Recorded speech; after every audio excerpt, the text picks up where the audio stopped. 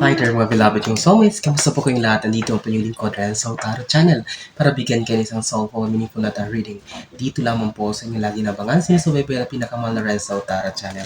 Ang ating pong reading ngayon na pagsasamahan ay para sa buwan ng March 2026. Alamin natin ano ba mga ganap at dapat asahan ng ating mga pinakamahal na nasa sign ng Capricorn sa buwan ng March 2026. Okay?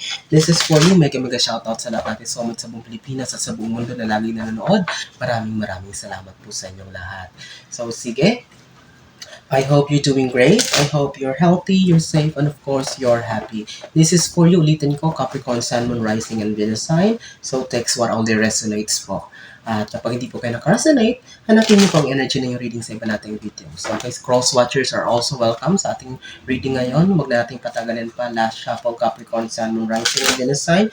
Kunin na natin ang iyong 10 baraha para sa yung reading sa buwan ng March 2026. Sige.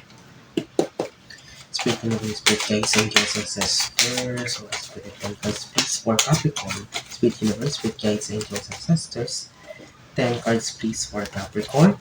So, hindi po ako magsasawang pasalamat po sa inyo sapagkat kung wala po kayo, wala po ang success ng Renzo Tarot Channel. Lagi ko pong sinasabi yan kasi kayo po, sa inyo po, utang na loob ko ang lahat ng ito. Kapag bago po kayo sa ating channel at hindi pa po kayo nakasubscribe, please yan lang pong hihingin ko pong tulong sa inyo. Paki-subscribe lang po ng ating channel, mag-comment din po kayo, like, share, of course. Click the notification bell kapag nagustuhan niyo po para lagi po kayo updated kapag may mga susunod po tayong videos na i-upload. Okay? So, your 10 cards are now complete. Let's begin. Para sa buwan ng March 2026 reading mo, Capricorn, let's open with Tower card. I can see here marami daw Capricorn magtatapos ng mga sitwasyon, magsasara, mawawala, or it's like it's a massive ending. Hindi lang to isang ending, but it's like, it's like an overhaul. Talagang parang kumbaga sa kung sa bahay, total renovation ng buhay mo. Maraming mga friendship, maraming sitwasyon na makakat, matatapos. So, maraming mga sitwasyon na mawawala para sa iyo. Si universe ang gagawa ng paraan. Whether you like it or not, Capricorn, but you need to embrace it or to accept the reality na talagang mawawala or magtatapos ang mga ito. That's how the universe, the process of the universe in this, in our life, kumbaga evolves. So, kailangan talaga may magtapos para may bago na magpapasok or papalit. So, expect situations, friendship, relationship na matapos, makat, or even job or whatsoever, any kind of endings for you, Capricorn. Hierophant, I can see here na parang Capricorn, your spirituality is heightened or activated, or but I can see here is like more on manifestations, Capricorn. Ang dami mong minimanifest, ang dami mong pinag-pray or wini-wish sa universe na sana mangyari. Okay, this is a good thing kasi Capricorn, you're also a karmic sign. So, talagang mabilis tong darating. Mabilis lang tong darating sa'yo, Capricorn, kapag ready ang sarili mo, your mind and your heart is clear or talagang malinis. Talagang matutuloy-tuloy yan, dire-diretso yan, walang sasagabal yan. But kung puro puot, puro galit, puro hinanakit ang puso mo, Capricorn, at nagmamanifest ka, expect na hindi naman ito bibigay sa'yo. Actually, mangyayari pa ito, baka mag-bounce back pa. So, imbis na blessing ang dumating sa'yo, parang siguro problema pa. So, be careful about manifestation kasi kung hindi mo to ayusin ang pagmamanifest, lalong-lalo na sisimulan sa sarili mo ang paglilinis muna ng puso at isipan mo. So, kapag nakakaapak ka ng ibang tao, nakakapanakit ka, pero nagpamanifest ka. So, don't expect na ibibigay agad-agad sa'yo yan. So, you need to clean yourself first bago mo i-manifest ang isang bagay. Okay? Capricorn. So, we have here the Knight of Wands. I can see here it's like a communication. So, siguro makakaroon na ng resulta itong mga bagay na pinoproseso mo na tumakarang araw. So, expect it's like a reply or it's like doon sa taong parang nakipag-communicate ka to settle something. Siguro may mga bagay na sinettle, may mga bagay, may communication na nangyari. So, expect a response in the soonest time. Sa March 2026, expect some important notice or important news na darating sa buhay mo, Capricorn. This is related to your money, this is related to your job, to your career, andun yung tatlong pyramids. So, mabibisi ka sa maraming communication na mangyayari sa March 2026, Capricorn. So, maraming mag-i-inquire, maraming magtatanong, maraming ganito. So, you will be keeping yourself busy about everything na may kinalaman sa communication. So we have here the Queen of Pentacles. So, but because this is in reverse, I can see here na March 2026, hindi naman siya totally na matumal, but this is not what you're expecting na kikitain mo. This is not what you're expecting na parang magiging projection mo ng kapirahan mo. Kasi ikaw ito, nakabaliktad yung Pentacles. So pag ganito to, so stability, walang problema sa pera, magiging maganda ang flow. So since naka-reverse siya, so expect by March 2026, hindi naman totally zero Capricorn, but at least parang medyo magiging matumal or mabagal ang pagpasok ng pera. That's why it's very important na ngayon pa lang ay matutunan mo ng hawakan na mabuti or to keep your finances in balance or to track yung paglabas ng pasok, i-monitor ang labas-pasok ng pera mo. Capricorn. Especially March 2026, titingnan natin kasi ba't parang medyo hindi maganda magiging pasok nito. So we have here Six of Wands. This is a beautiful card for you, Capricorn. So Capricorn, expect more recommendations from other people about your craft, about your talent, about your skills na, si ganito marunong maganyan, si ganito may ganitong business or ganito. So expect recommendation from other people kasi maraming tao na tagasunod sa'yo o sumusunod sa'yo, humahanga sa'yo. Maybe it's because they have been inspired by you or parang nakilala ka nila through other people, through recommendation of other people na nagustuhan yung ano mo, yung serbisyo mo or yung business na meron ka, yung galing mo kung ano man yan. So expect a lot of people will be flocking on your desk, on your office to inquire a lot of things about you, about your service na ino-offer mo. So maraming talagang tagasunod. Capricorn, maraming nai-inspire sa'yo, maraming makakakilala sa'yo. So this is a total recovery, Capricorn, after all those hiatus or stagnancy ng mga nakaraang linggo at nakaraang buwan. Okay?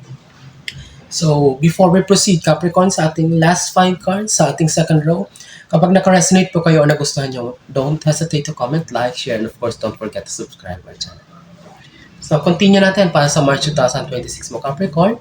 We have here the King of Cups. So, I can see here, expect March 2026 na lie low lang, just be still, relax lang, huwag masyadong magpapapekto sa kung ano man ang maaring mangyari na sitwasyon.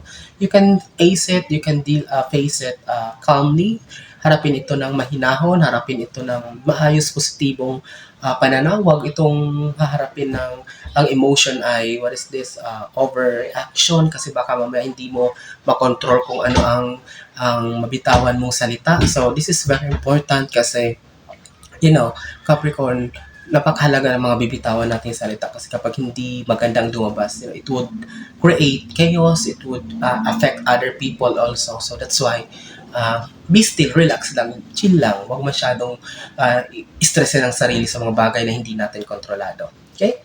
So, we have here also Ten of Swords. Capricorn expects some disappointments comes March 2026.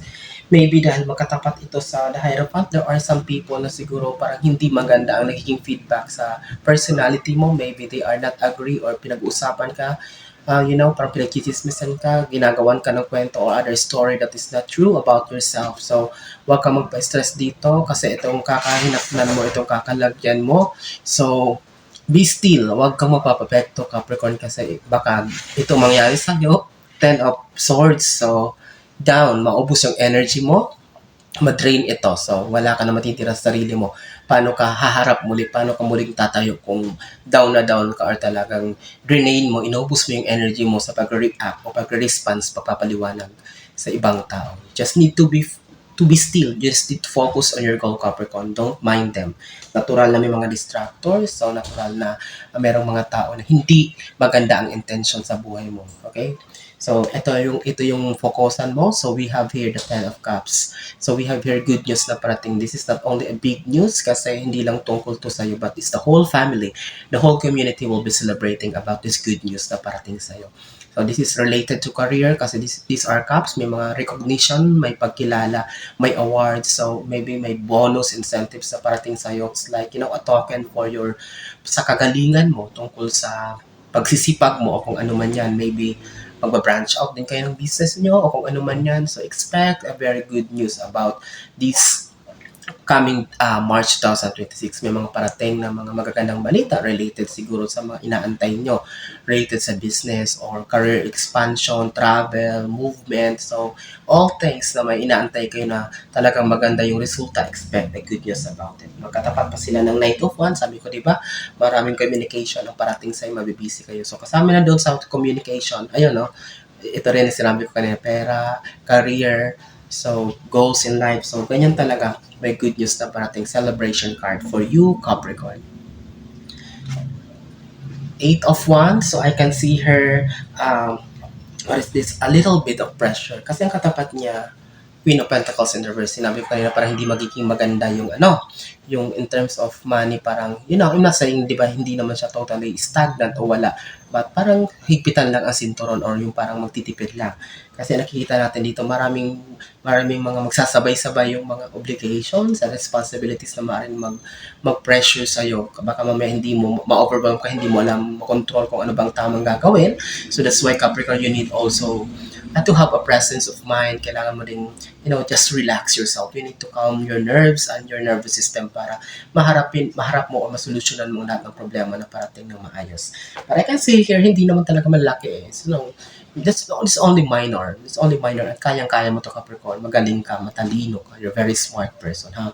Dami-dami ng pinagdaanan mo ngayon ka pa ba mararatel. So, just a matter of organization. Ayusin mo lang, ilista mo. So, ano ba ang dapat unahin ko? Itong araw, itong oras, ito na naman. So, you need to have to journal it. Sulat mo lang, naayos mong lahat. These are just minor things that you need to fix. So, but, kasi kung hahayaan mo na magtiwala ka na, kaya ko to. Baka may makalimutan ka, baka may nalagpasan ka, naktawan ka, tapos yung pa lang yung mas mahalaga o yung importante. So, you need to organize, okay? Organization is the key, Capricorn, para maging maayos ang lahat. So, tapusin natin itong March 2026 reading mo with your 10th and last card. So, Page of Pentacles. So, there will be a recovery period also. So, we have here the Page of Pentacles, Capricorn. So, don't worry. Okay, you will be still happy. Kasi sabi ko nga, mga minor lang naman, kayang-kaya mo yan. Mga technical, lang yung mga problema na darating mo. Still, you are on very good path. Nasa tamang landas ka pa rin sa kaperahan. Actually, kung medyo matumal man, hindi ito makaka-apekto sa'yo kasi meron ka namang other sources of income. Magaling ka, marami ka namang alam na pwedeng subukan. That's why you're not going to worry about finances. Pero I can see her happiness, I can see her growth, I can see her discipline at kung ano man. So, congratulations, Capricorn. Magtutuloy-tuloy ito. You are on the right path and everything will fall into place for you. So, you are blessed, you are gifted, and good news, big news are coming on your way. So, I'm wishing you all the best, Capricorn, in life. And I hope and I pray maraming nasa sign na Capricorn na makapanood ito ngayon. Maraming salamat sa inyong walang sawang tiwala, support at pagmamahal. Hanggang sa susunod nating pagsasama, mag-iingat po kayo lagi. God bless us all.